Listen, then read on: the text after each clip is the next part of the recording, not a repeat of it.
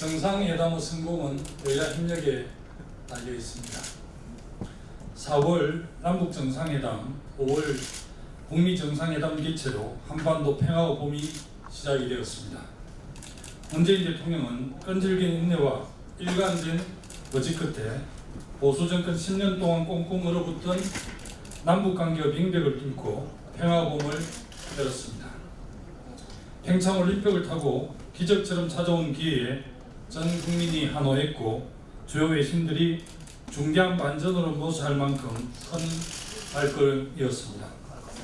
하지만 우리는 여전히 살아온 판을 걷고 있습니다. 그 어떤 것도 안심할 수가 없습니다. 특히 북미 정상회담은 그 누구도 가보지 않는 길입니다. 정상회담 과정에서 북한이 어떻게 변할지, 미국이 어떻게 변할지, 그리고 우리를 둘러싼 중국과 러시아, 일본이 어떻게 변할지 알 수 없습니다. 그 어느 것 하나 예측하기 쉽지 않는 상황에서 우리는 오직 대한민국 이익을 위한 길을 가야 합니다. 정치적 갈등과 각자의 이해관계를 벗어나 국민과 조국의 미래를 위해 함께 협력해야 합니다. 대한민국의 미래는 우리만이 준비할 수 있습니다. 그것이 문재인 대통령이 운전대를 잡고자 한 이유입니다. 그리고 오늘 제가 이 자리에 선 이유이기도 합니다. 저는 남북 갈등과 그로 인한 남남 갈등이 끊임없이 이어지는 상황에서 한반도 평화와 통일 없이는 우리나라의 미래는 없다고 생각합니다. 그래서 항상 독일 통일에서 배우고자 했고 외교적 노력에 최선을 다해왔습니다.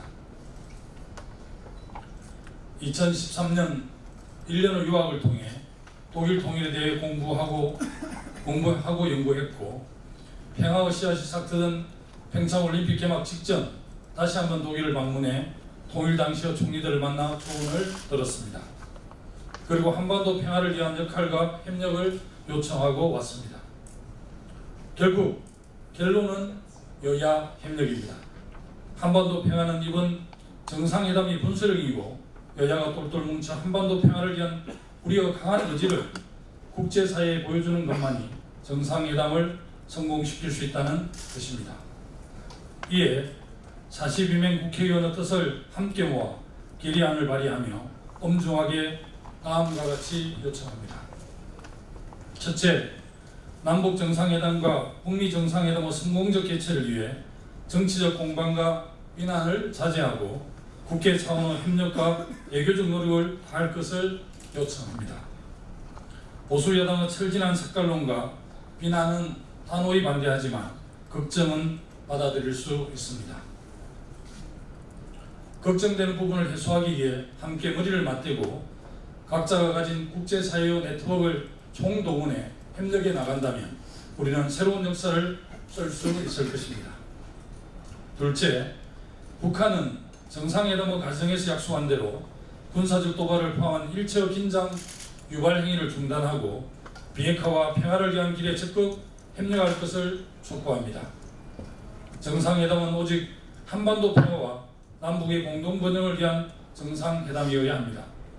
정상회담을 위협하는 그 어떠한 행위도 다시는 돌이킬 수 없는 결과를 가져올 수 있음을 인지하고 적극적으로 협력하기를 촉구합니다.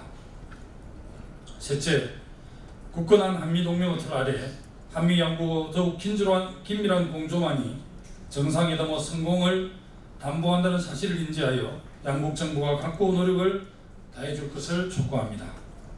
아울러 우리 국회가 그 공조 한 축을 담당해 미국 정부 및 의회와 적극적으로 협력해 나갈 것을 요청합니다.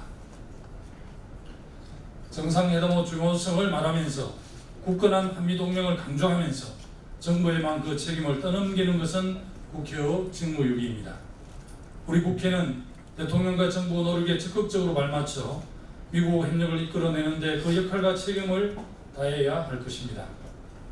마지막으로 우리 국회가 미국과 함께 중국, 러시아, 일본 등 육자회담 당사자를 비롯한 주변국들의 협력을 끌어내기 위해 최선을 다할 것을 요청합니다. 문재인 대통령은 대북특별사절단의 숨가쁜 일정을 통해 주변국의 협력을 이끌어내기 위해 노력하고 있습니다. 정상회담을 성공적으로 개최하기 위해서는 앞으로도 지속적인 주변국 설득 노력이 필요하고 우리 국회가 그 한 축을 담당해야 할 것입니다.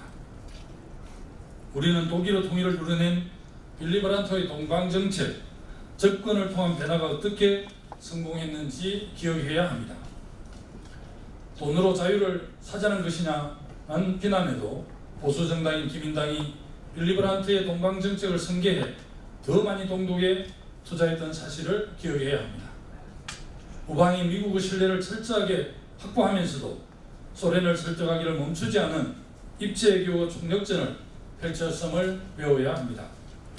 그리고 무엇보다도 조국 독일의 미래를 위해 여야 없이 정부 정책에 함께 협력했다는 사실을 가슴에 새기고 실천해야 합니다. 홍준표 대표와 자유한국당에 강곡하게 호소합니다. 조금이라도 국민과 대한민국의 미래를 생각한다면 더 이상의 비난과 폐마를 멈추어 주십시오. 평화를 위한 문재인 정부 역사적 발걸음에 함께 협력해 주십시오. 이번 결의안 통과를 위해 힘을 모으고 이를 계기로 국제적 협력을 이끌어내는 데 함께해 주십시오. 저는 이 결의안이 통과된다면 다시 한번 길을 떠날 것입니다. 지난해 북핵 위기와 대외경제 문제 해결을 위해 여야 의원들과 함께 미국과 중국을 방문했던 것처럼 다시 한번 주변국을 찾아 이 결의안을 들고 우리의 의지를 보일 것입니다. 여야 의원들의 힘을 모아 정상회담의 성공적 개최와 한반도의 항구적인 평화를 위한 협력을 주변국에 요청할 것입니다.